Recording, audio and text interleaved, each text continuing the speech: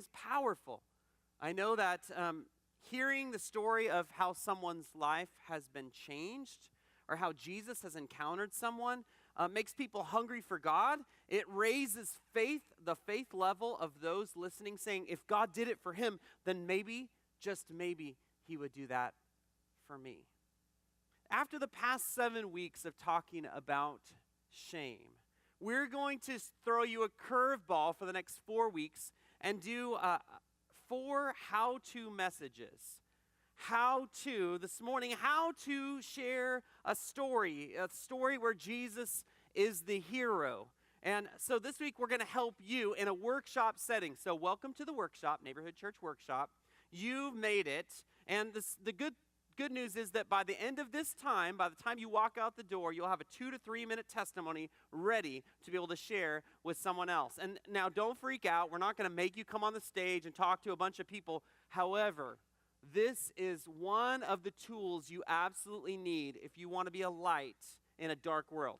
And my friend Amy Wadlow is going to help us facilitate this time of learning, and that in and of itself should be a great time. So, just a couple verses I want to point you to because you just need to know that testimony is God's idea, not Amy and Andrew's idea. The first being Jesus, who delivers a man from demons, and he says, hey, return home and tell how much God has done for you. So the man did it. He went home. This idea of going to tell everyone about what God has done, very much from Jesus. Paul says, I'm not ashamed of the gospel of Christ because it's the power of God for salvation. So it's worth sharing. And then 1 Thessalonians 2:8, I love this verse. It's one of my top 10 favorite verses. Paul says, we loved you so much that we were delighted.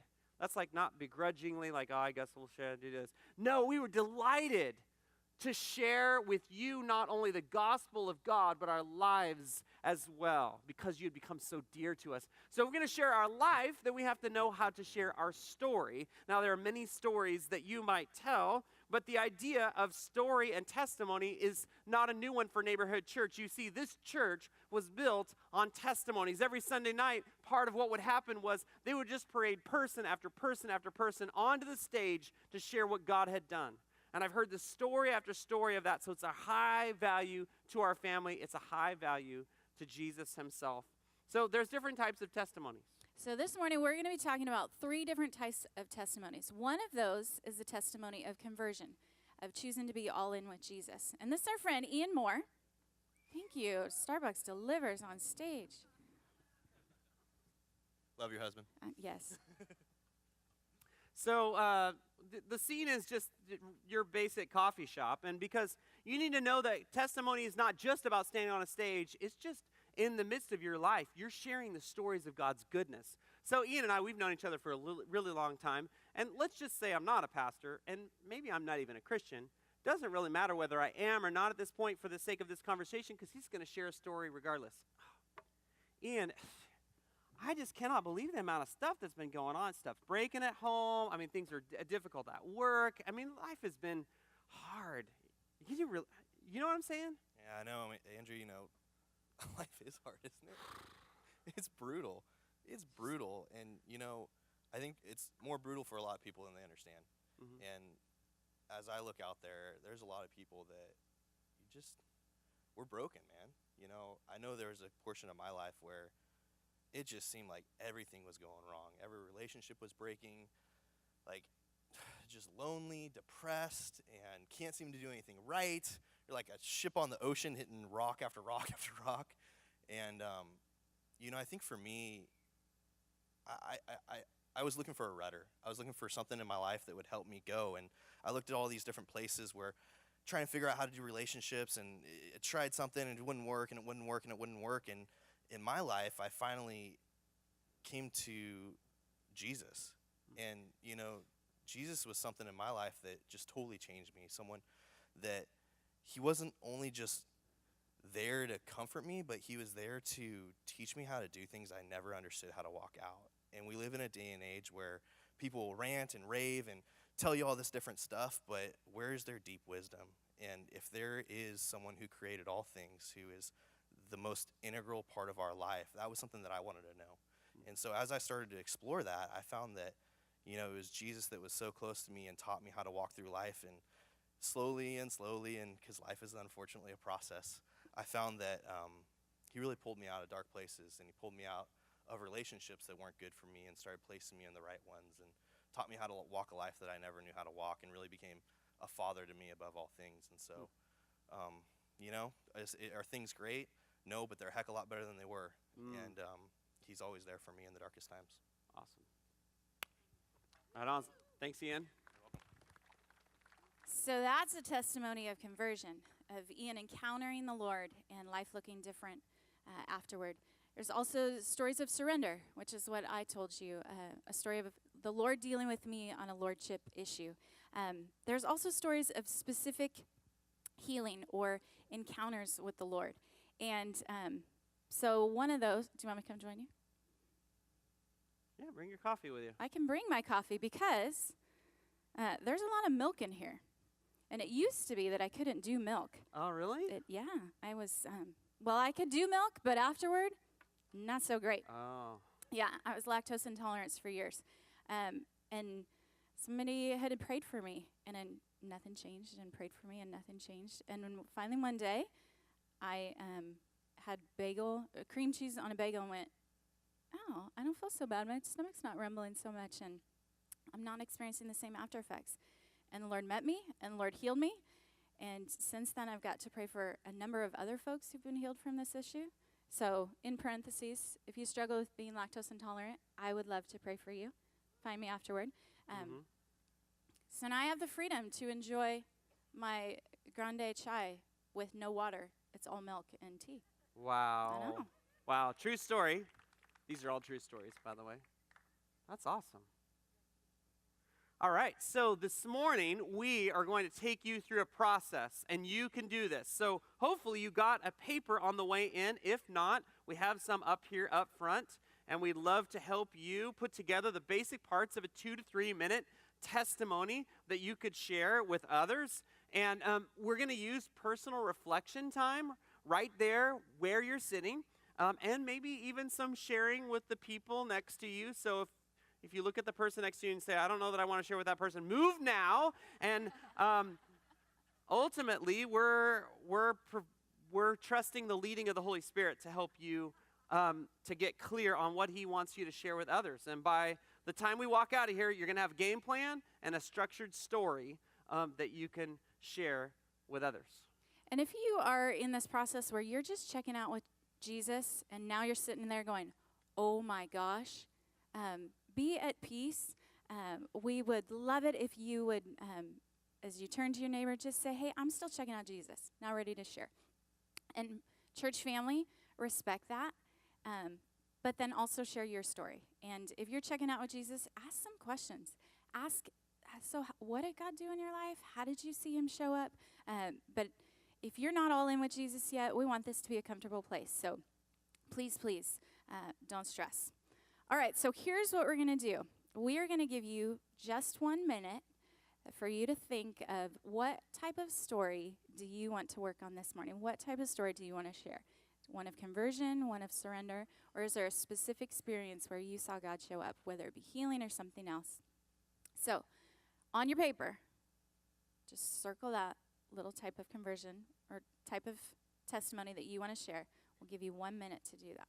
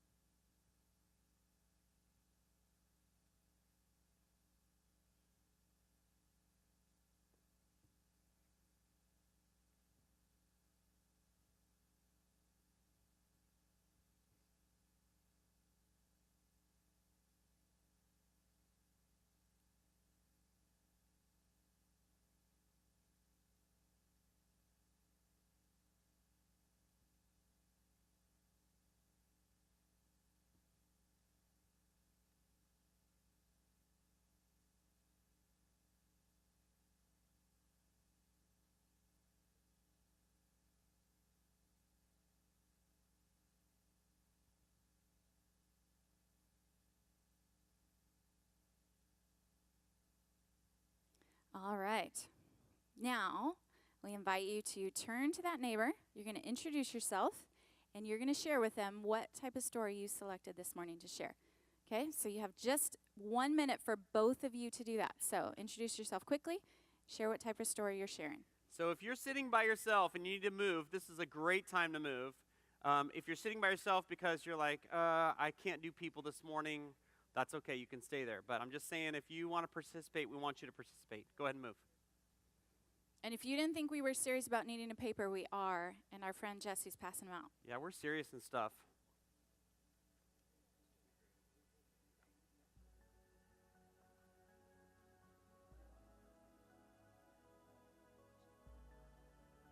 Yeah. Oh, yeah. Yeah, we're 2 minutes ahead. Oh, beautiful.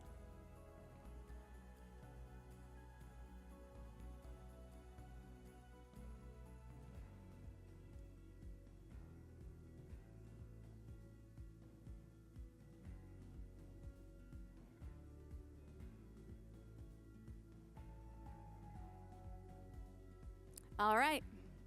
We are calling time this morning. We got a lot to get through, so we are going to be on it. We actually have a stopwatch up here. So here's what we are going to invite you to do now. We are going to give you 3 minutes to take some time by yourself to reflect. And you are going to write out in a paragraph or two what that encounter looked like. Now, you're not given any backstory in this part of it because we'll do that in a minute.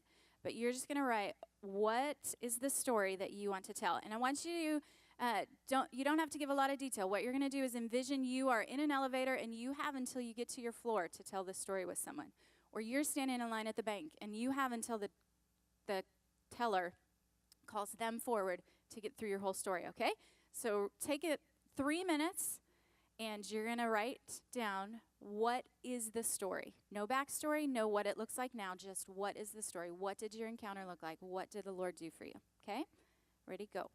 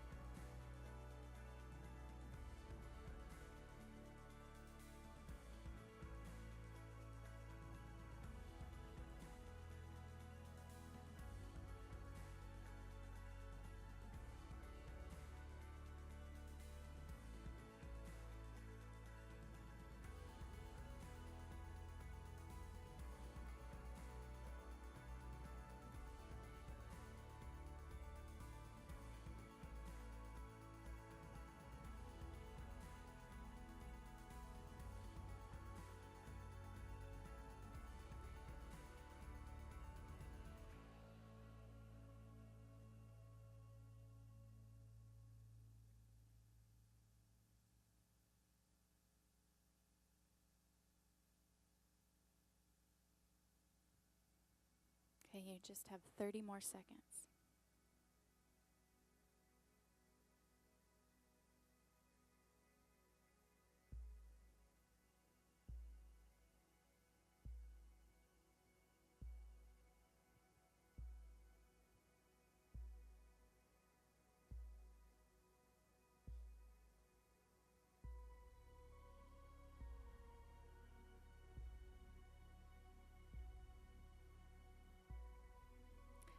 right, friends. Obviously, we don't expect to have you guys in 3 minutes a perfectly succinct story. This is something that you can, and I imagine will continue working on. But what you're going to do now is turn to that neighbor and share your story. Okay, so you each have 2 minutes, and we're going to start the time, and we are going to call time, and then you can switch. So, first person, start telling your story now.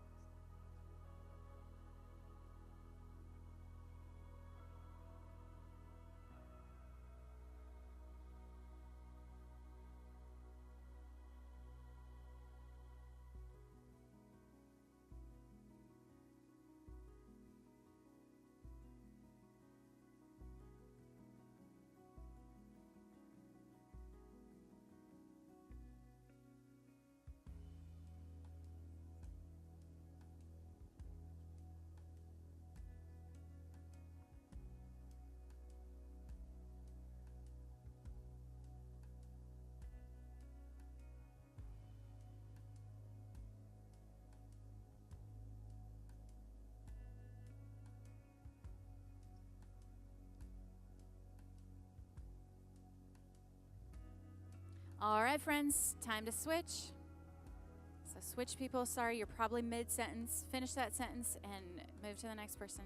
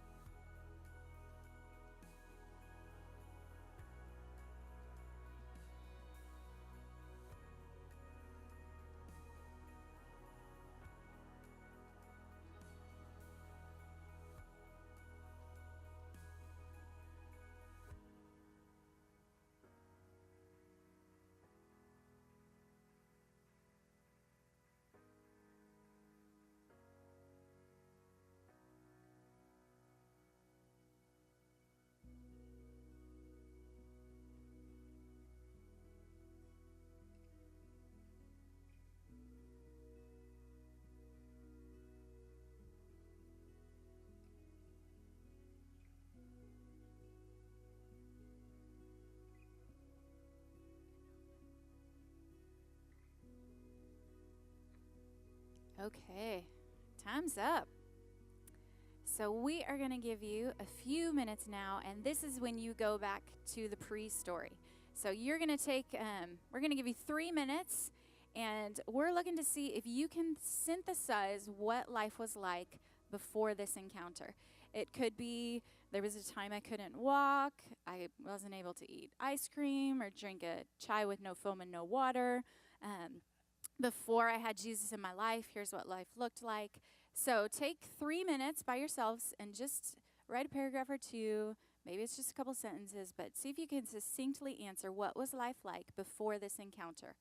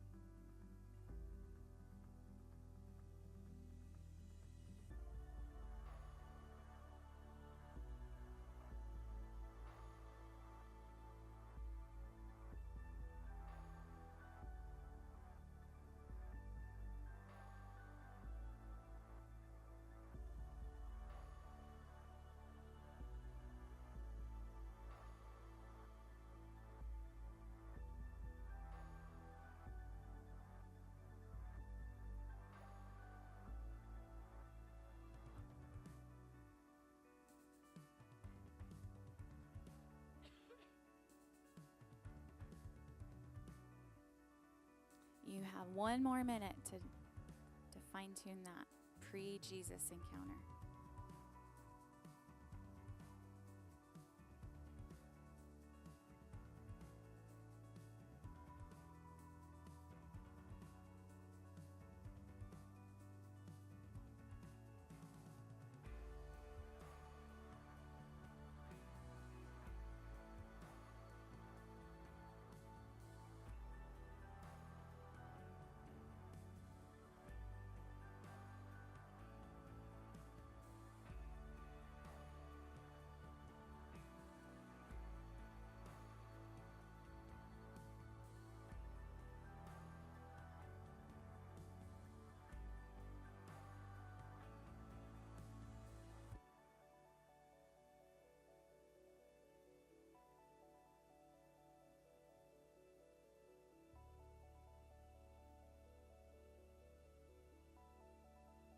Okay, so hopefully you have some space filled on your pre-story.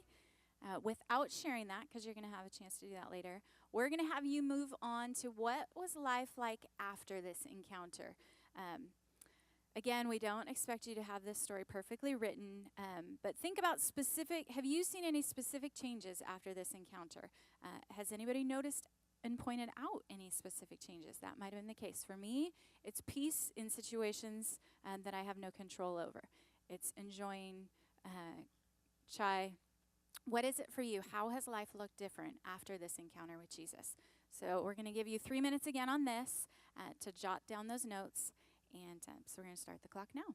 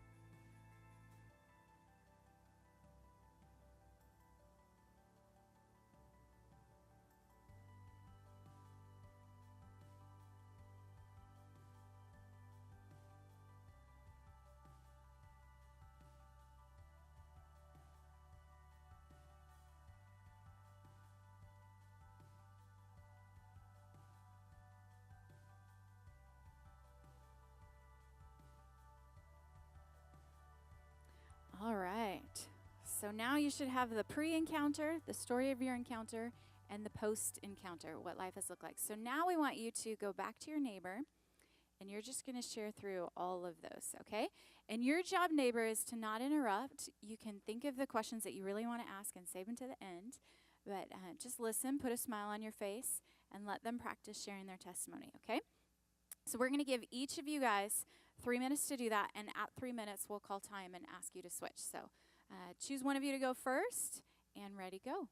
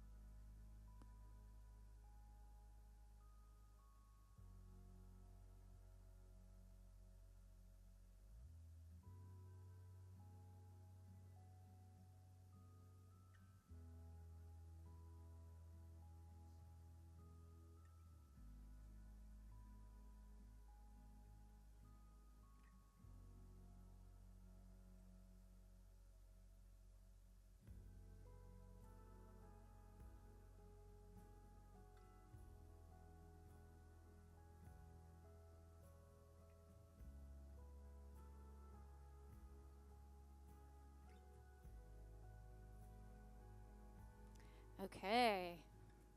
Finish that last sentence. And for those of you that were listening, take a few seconds and give them some feedback. Was there a place that, man, there was a lot of detail here. Maybe I didn't need that much, but it would have been helpful if you could have clarified this a little bit more. So give them a little bit of feedback, and then we're going to let you take your turn sharing.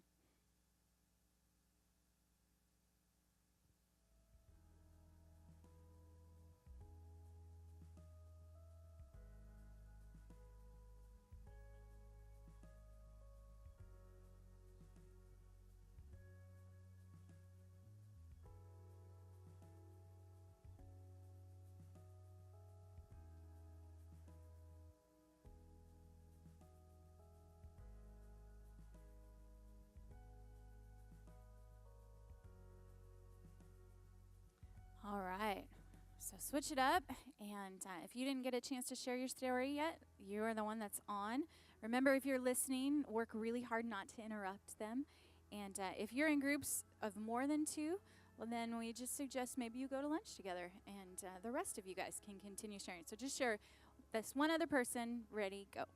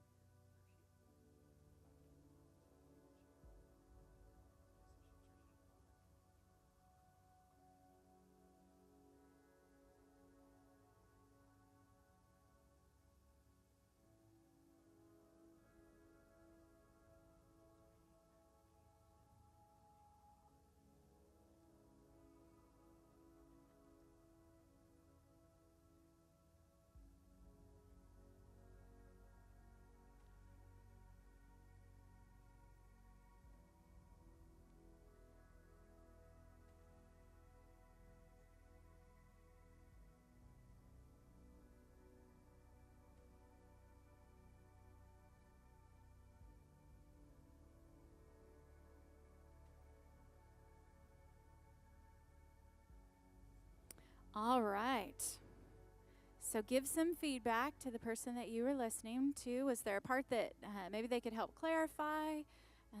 A part that, because you know their story, maybe you would say, hey, you should include this. So give them a quick 30 seconds worth of feedback.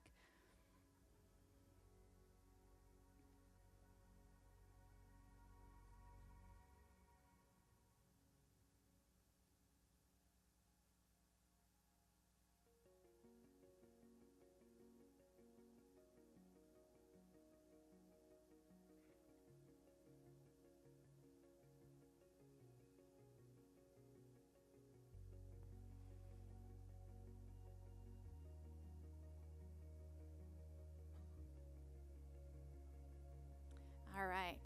So the last thing that we need to decide on is what's going to be your hook. What is your lead in, okay? So you don't have to write that down now. That piece will be one of your pieces of homework. But give some thought to how might I start this conversation with someone? What might capture somebody's attention? And I know that at the beginning of this we said we won't make you come up on stage and do this. However, we do have a couple people who said yes, since we have a little bit of time and we wanted to show it is possible to get through this in 2-3 minutes. So these are our friends Jody and Carolissa. And obviously they were doing the exercise with you, so we're not expecting a polished presentation, ladies. So go ahead. Yeah, well, this is Jody. Hi, Jody. Hi, Andrew. I'm so glad you came all that 24 feet to be here with us. So? Well, mine was an event that God healed me from. It was when I was a young mom in my 30s. He set me free from enjoying the approval of other people, which was just such a major event in my life. There was an actual specific event. It was Christmas, and I was doing the usual having 3 Christmases because, you know, my in-laws are divorced and they don't want to be together. And then my parents really like it when it's all just us. And so I was in that week when you're doing all that as a young mom with 2 little boys, and I got sick. I got a migraine. So John got on the phone. This is when phones used to actually hang on a wall. It's a long time ago. Anyway, and he called everybody and canceled everything. It was the best Christmas of my life. No, I'm serious. It was so eye-opening. It was just us. There was no this meal, that event, this show, this program. It was just us around our twinkling Christmas tree. God healed my migraine, but it was eye-opening. It was like, I'm never doing that again. Now, I will say, what follows when you make that decision, when you learn that no is a complete sentence, is you are misunderstood. But God, that was in my 30s, now I'm in my 60s, and through that, God has just shielded me. I have margins in my life. I say no easily, but it gives you opportunity to hear Him and hone in on what He has for you, not just the good things, but what He has for you. So that is a good great word great right event. there. So there's probably a few of you who want to talk to Jody and have a cup of coffee with her because maybe this is an area in your life that you could grow. Sounds like a simple Christmas is exactly perhaps what we can learn from you and what we'll talk about actually during Advent.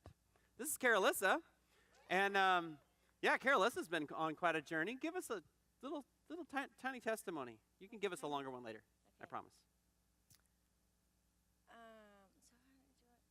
She was all prepared. Well, she's older than you are.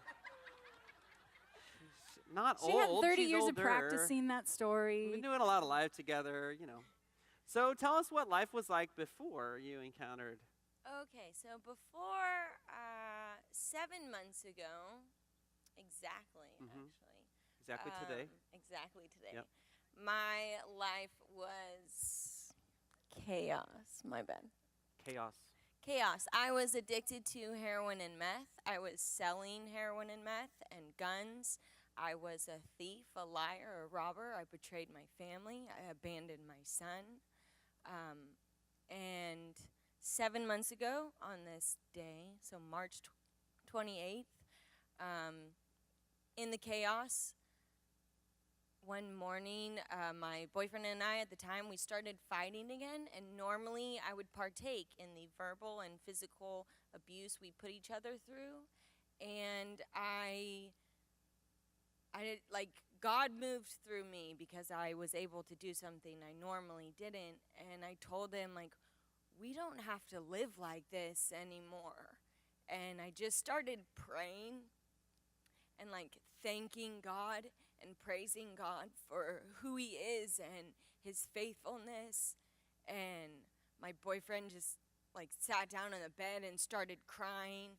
And I didn't understand what was going on. I didn't understand why my life was like that. But I knew who he was. And when I finished praying, I packed a couple bags and I left Redding, California, and got clean and sober. And so now my life is radically different. Thank you. Yeah, buddy. God healed me. He took away any and all desire to use. I live with integrity and honesty and patience. He's restoring and healing my family. I'm reunited with my son.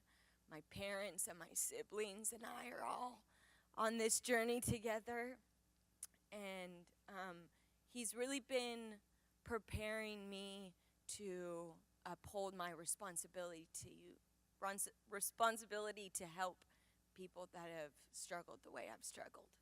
Yes, Carolissa. Yeah, girl.